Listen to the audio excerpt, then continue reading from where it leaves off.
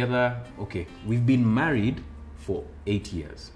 This is our 8th year, right? 20, yeah. Yeah. This is our 2010, 2018. Math. Brain cells, God. Yes. So we've been married 8 years, but we've been together about 9.5. Yeah. That's a simple answer. Yeah? I don't agree. I think it's been longer. What? The together part of the marriage? Because what would happen, we'd go for...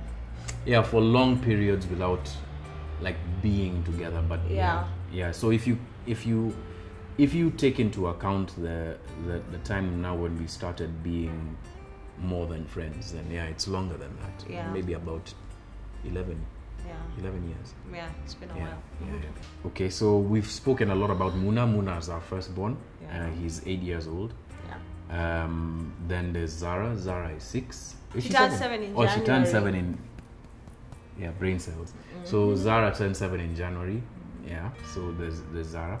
Then there's Tau. Tau is 4. And then there's Farai, who's 2. Yeah. So that's them. There are 3 boys and 1 girl. Yeah. I don't want more kids right now. Yeah. I think that's something we've agreed on. Yes. Like, no more kids for now.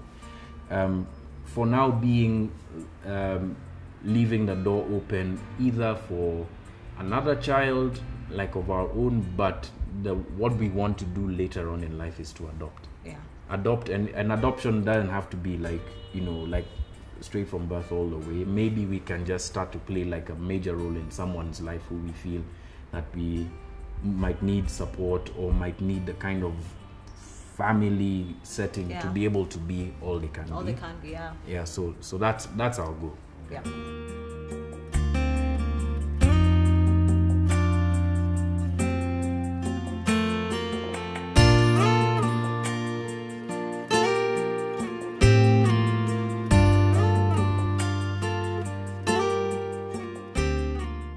Our parenting style is the disciplinarian is... Yeah, there's no surprises. She's a disciplinarian. Like, she even disciplines me. Like, yeah, I walk into the house and there are like 10 things.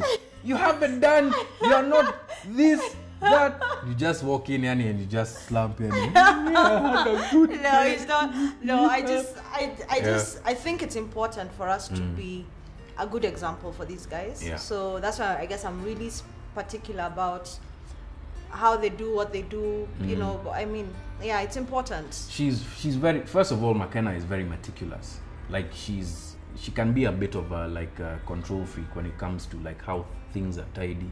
Like, if my shirts in our closet don't line up with a centimeter and a ruler, like, you have those things for construction. We call a bevel. That's such a hit.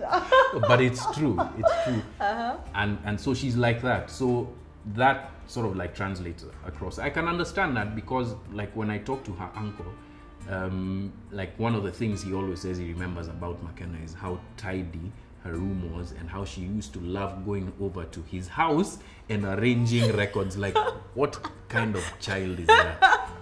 That's a very weird person. Definitely. Yeah, definitely. but she's a disciplinarian. And I guess it works because I'm also away a lot at work, long hours and also long trips.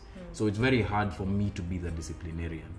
And then secondly, I mean, I think I'm just not that kind of person. Very rarely will I be like, I'm not an African dad. Like, I'm not those guys now who, you walk into the house with your belt buckle loose and the kid comes says, are you like a I'm not like that. Yeah, but I'm not that kind of a mom either. No, you're it's not. just, I care about those things. Holds the reins a bit.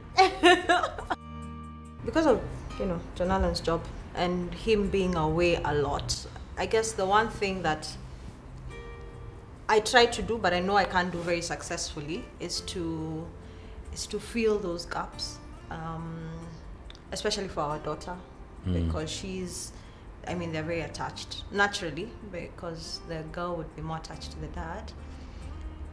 But it's really just telling yourself life must go on. It has to be done because God forbid you know, he could get taken at any time. I could get taken at any time. And these children, nobody writes an application form and said, you know, I need to come join your family. So we essentially need to create an environment that's conducive for them to grow up. They should never feel that there's really a gap. So how I handle it, of course, explain to the children that there's, you know, daddy's away because of work, and we're going to try and do this and the other, just to keep occupied. But it needs to happen. I mean, this is, you know, what feeds us. And to be honest, that's one of the things that we fight a lot about. We fight a lot about it because I can get very consumed with work, and I was just saying the other day that I was just reflecting that, am I a weekend dad? You know, I was taking a taxi for an early meeting, and I just used it as a confessional, and I started, you know, just talking about how I don't like being away. But having said that, that's one of the things that we really fight a lot about, because it's but we fight, Makena, as in honestly. Yeah, you know, let's not sugarcoat it. Okay. Like, we fight a lot about it because I have a different viewpoint about raising kids. Much as I agree with her in terms of the kind of structure and the presence that a parent should have, I also have to balance that against the fact that, yeah, you can be there, but being there also doesn't feed your kids, right? Like, literally feed, you know, the kids. And so I have to go out and do that. And she works as well, and we work together, but in our home, I'm the primary breadwinner for now. So I have to do it, you know. And it's an argument that's finding a harder and harder landing as we go, because even I understand that at the end of the day, they won't remember the food that they ate. You know, they won't remember the electricity on for them to study per se. Those things will be, you know, just part of the context. What they'll remember are the times that they spent. And because I also grew up in a home with a dad who worked a lot, much as he tried to be present at times, he worked a lot and he was away a lot.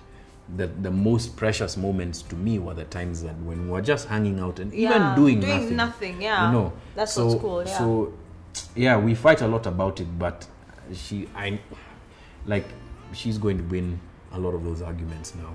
I have spent my life wanting to be independent, so I think it frustrates me that I feel like I can't do this when he's not there, and we've also made it, I think, very comfortable and conducive for the both of us to be the best versions to work together, as a team. So when one part of the team is missing, there's some, what's the word,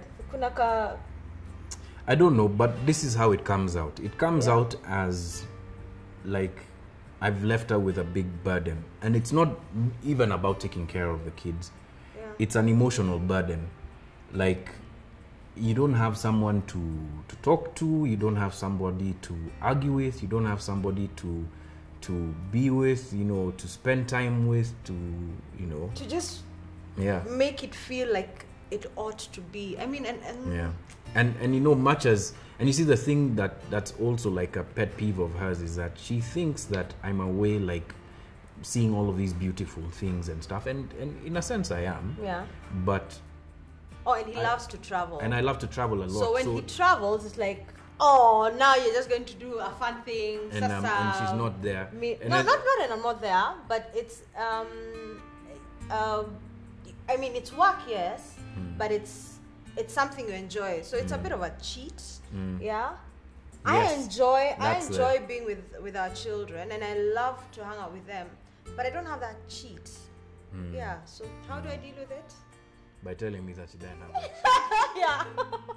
In no uncertain terms.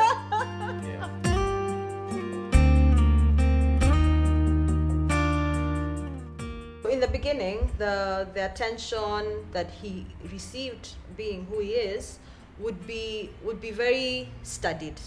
So someone would come up and say hello. You do not know, because I'd already faced a lot of animosity from a lot of people. So you do not know whether someone is coming up to him to show me, or is coming to be disrespectful, or is just coming out of the sheer respect and admiration they have for him, or so you do not know. So in the beginning it was very, just everything was just very, I was very paranoid, I guess, about everyone. But now it's fun, because you think, I mean, this is a good thing, This is a good thing, and so many people appreciate what he does, and it would almost, I mean, if it were the opposite, how would I feel? If no one gave him recognition, appreciated him, like some of the people that I absolutely love and appreciate are the people who come up to us and say and ask, how is it that you do this? We are praying for you, Now you don't have those little blessings and that little favor and goodness all around. I think I just had to come to a point where I realized not everybody has a bad intention. And also by virtue of how we conduct ourselves, and people have seen the sort of couple we are, people have just naturally just fallen into being respectful. Yeah, they no longer have people coming up to him and wanting to show her inappropriateness, that, like I can get in on. Yeah. How we deal with those people who, and there are much fewer now, who don't understand that there are boundaries, and perhaps want to show Makena that this guy, he might be married but he's still a man. Is, I think, first, one of the things that it took me a while to learn this is, when you get married, you're expected all of a sudden to die to all of your other emotions. So you see a pretty girl, you're not supposed to recognize that girl is pretty, she's attractive. She sees a pretty guy, a handsome guy, she's not supposed to recognize that he's handsome. And so there's that weight of the unspoken. Like, you want to tell her that, hey man, that chick is, she's kind of hot, and she might want to do the same, but you can't, because you don't want, you're trying to tiptoe around things. But finally what happened is that after many fights about it, what we decided to do, and many fights and also a lot of pressure from outside, people wanting to know our relationship, and honestly, at the beginning of our relationship, the most painful thing was losing a lot of personal friends. Like, I lost a lot of friends. So what we did was that we sort of like built a wall around us. And so that, and it's not perhaps the perfect way, but that's how we dealt with it. Like, we stopped like engaging with everybody. We were very picky about who we spoke to and who we let into our lives. Because I think somehow we just recognized that we needed to be able to grow our relationship to the extent that we'd be able now to say those unspoken things. Yeah. Yeah. And then now, after that, I think the coming of age was maybe in the 4th or the 5th year of our marriage. So it took a while. It took a while for us to be able to know how to handle that. Because on the one hand, I can tell when someone's being disrespectful, but I'll always try and excuse them because that's the kind of person that I am. Yeah. And on the other hand, she knows when a person's being disrespectful, and she wonders, why are you being so polite? So you just draw the line, And so it took a lot of, like balancing. How do you handle each person? Yeah. But so now, having said that, where we are now is at a place where it's still kind of uncomfortable, but it's much less uncomfortable to be confronted by people who are like that. And it takes a presence of mind sometimes to remember, I shouldn't do certain things, not because of any intention that I have, but because of how it can be perceived by her. And the same goes for her, because I mean, like, she's an attractive, she's like, am I? Yeah. We've been out, and like, guys have come and in very true Kenyan fashion, tried to say stuff to her, and I've had to tell her, like, that guy was dirty me, and now she's like, no, she wasn't, and the same for me. So it's really just recognizing that, recognizing our own internal biases, dealing with them, managing our extremities. And I mean, it's really just being honest with both ourselves and with others. And it's a balancing act. You see, it's not something that, it's not a template. You can't just go and apply it. It for every situation, some things might work sometimes, but for every situation, you really have to judge it on its own merit and really try and be as judicious in your thinking about what the impact of that could be on our relationship. So it's tough. It's tough. Yeah. Also, I think that a lot of people don't appreciate and respect the institute of marriage. The institution. Yeah. The institution of marriage. They feel, I don't know, because it's been made so fleeting and people can hop from marriage to the other quickly, overnight. I think they've chosen to sort of paint everyone with one brush and think that all marriages are the same. All marriages are fair game. Yeah, exactly. You know? And they're not. Yeah. They're not. Yeah. In that time when we were building those walls and that fortress, you weren't there. Yeah, you do not know what we've been through. You do not know why we are together. You do not, you know, you can't appreciate the things I appreciate of him and vice versa. You know, Africa Uncensored is an initiative that I co-founded. Like, so it's my baby, but I share that baby with other people. And getting them on board with having my wife as part of Africa Uncensored was more difficult for me than it was for my partners, because I think for them they saw the logic of having someone who has your back 24/7 inside a company that you're trying to build. Of course, Makena is a very talented video editor, and she started out there, even though it had been a few years since she had done that. But I think the one thing that's a balancing act is, how do you draw the line between, because she has an actual role, she's presented a CV, she has a contract, she has certain deliverables, she has to do her job. So how do you make sure that she does her job and she doesn't mess around simply because she's the boss's wife? And that the relationship between me and her be one that everybody understands, yes, you know, we're married, but also that if Makena has a job to do, then she'll do it. And if she does wrong, then I will take her, you know, I'll stick it to her. Yeah, that's difficult. So let nobody tell you that it's easy. It's not easy. But at the same time, it's really good because we get to see each other a lot. A, B, we have each other's backs. And there's nothing like someone who has your back when you're out doing something that could really get you in a lot of trouble, that you're sticking out your neck for other people who don't appreciate it.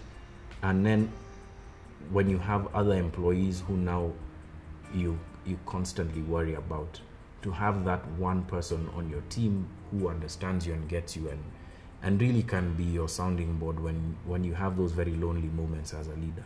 Well, working with John Allan for me is great. I view it as just another chapter in our life together, because it's great that I get to support him. I believe in him, I believe in what he's doing, and I want to be there to see it. I want to see it blossom and flourish, and I want to, you know, it's exciting. I mean, there are days he would come, you know, when we're working in separate companies, he'd come and say, this happened. Now I'm actually there when this is happening. And still at the office, there's times that things are happening that I'm not a part of. So that creates, what we try and do, maybe subconsciously, is maybe not talk about work a lot when we're at home, because home is us and work is work. But for me, it's great. I'm happy that I can be a part of this very important journey. He's wanted this for so long. And I'm able to be there to see it happen and ensure that nobody, you know, messes it up. I guess to the best of my ability. Yeah. Is there one thing that drives me? There's no one thing. Like, she's a human being, so there are many things. Yeah. But I think she can be fastidious to the point that it's now pedantic. Like, it's irritating how, like, Yani, just let this t-shirt stay here. Why? I left it there because I remember that it's there and I'll pick it up. Why are you telling me to do it now? Like that drives me absolutely insane. Yeah. Like it really just it frustrates me to no end. Like Makena, me I don't care if we're on TV. Like really just please. So, This letter thing just it'll be what picked drives up. me up the wall about John Allan, one of the Yes. things, one of the words he does not know how to use is no. No. Yeah. Yani, Nairobi, you want to Tonisha someone, this is the guy. Ajongi, no. I mean, like, no for him. But, okay, a lot of the times, okay, in his defense, a lot of the times the no is a value. It's a good no. It's a big no for a small yes. But it's really supposed to be the other way around.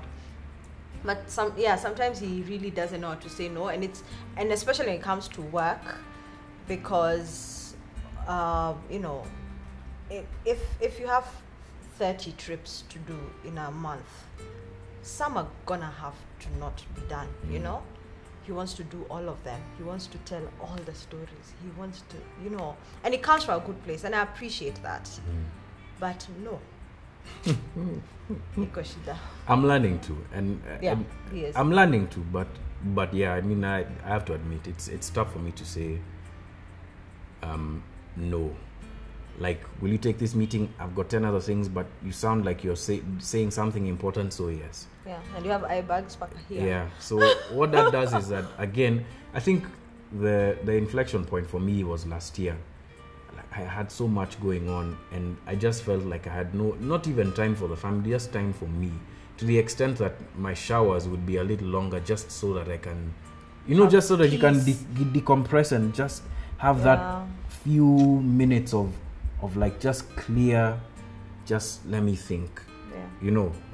And I realized that it was also grating on our relationship quite a bit, so no is becoming part of my lexicon now. So I'm not going to take every meeting. I'm not going to do every story, and coming to accept that, I think, also is me. And to an extent, it's also a bit narcissistic, to be honest, that you'd say yes to everything. It's like you're Superman. You're not, you know. So no. Yeah. No. Our love languages are all of them and a none. And a none of them. Yeah. Because at times she like a cuddle. Yeah. You know, like she likes that kind of close affection, and I like that as well. But at times it can be giving of gifts, right? At times I appreciate them, but I'm not very big on gifts, you know. And taking off the receipt, the sticker. Yes. You say that. And I think he just forgets. I forget. And that's why it's important, like the t-shirt, to remove. No.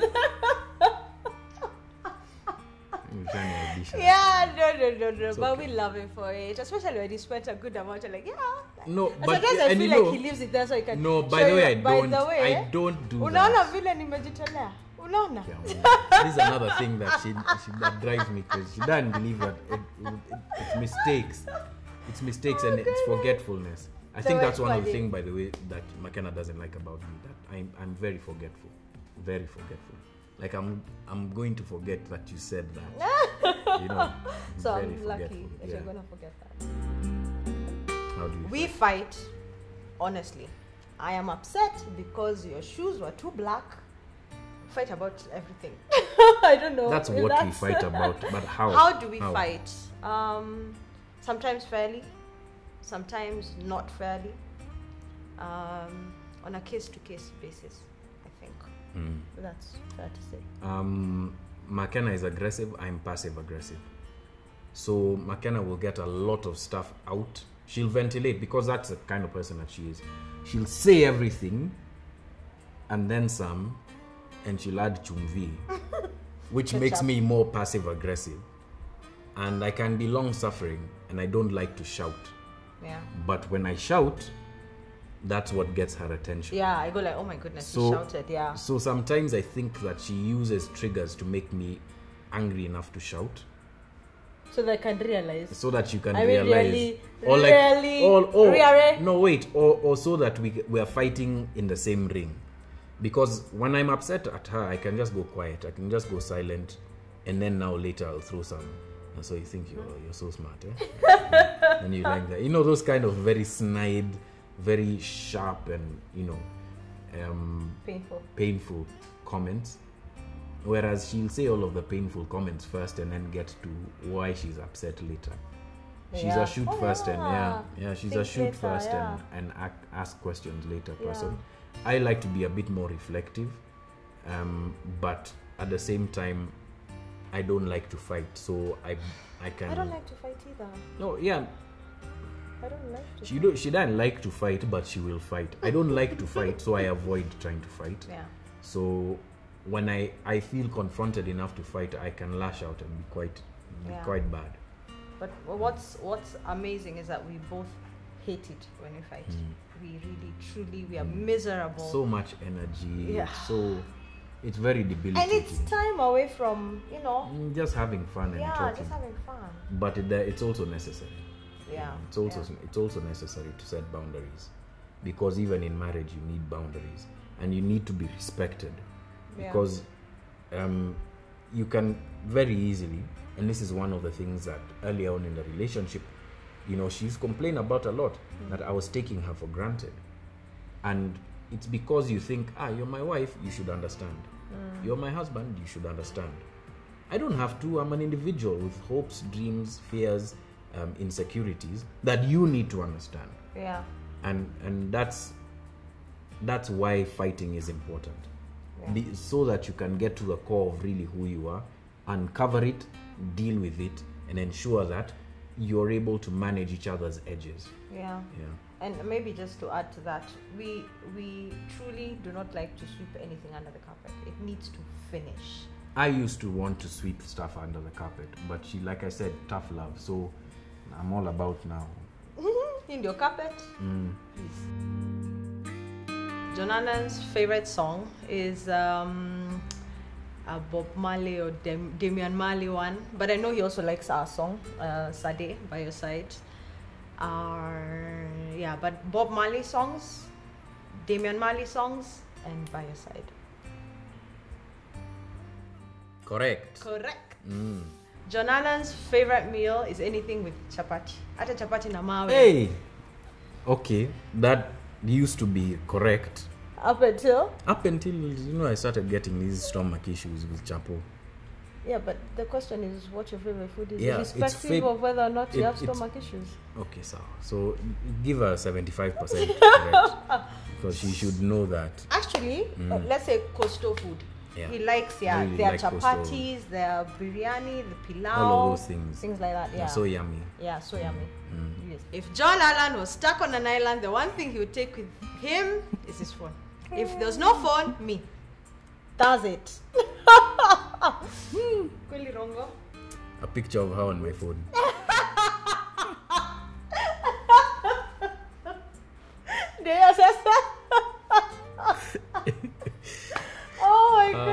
Oh my goodness. Yeah. Yeah. I'm ashamed to say so, but yeah, I really am attached to my phone. To be honest, her favorite genre is, it's kind of like rock, soft rock genre. I don't know if there's a favorite song in there. Yeah, that's my answer. Yeah, I think that's true. I don't really have a favorite song. I just like music, like all of it. Although her favorite artist of late, Nigerian, is Tiwa Savage. Oh yeah, love Tiwa. Hey, wait. Well done. Wait. Well done. Favorite food. It's Oh no, no wait. Okay, nyama choma and seafood. Those two are sort of like neck and neck, but I'd say seafood, but nyama choma is the one that she really likes. Yeah. Yeah. I mean, yeah. I'd give you also a what? 80%.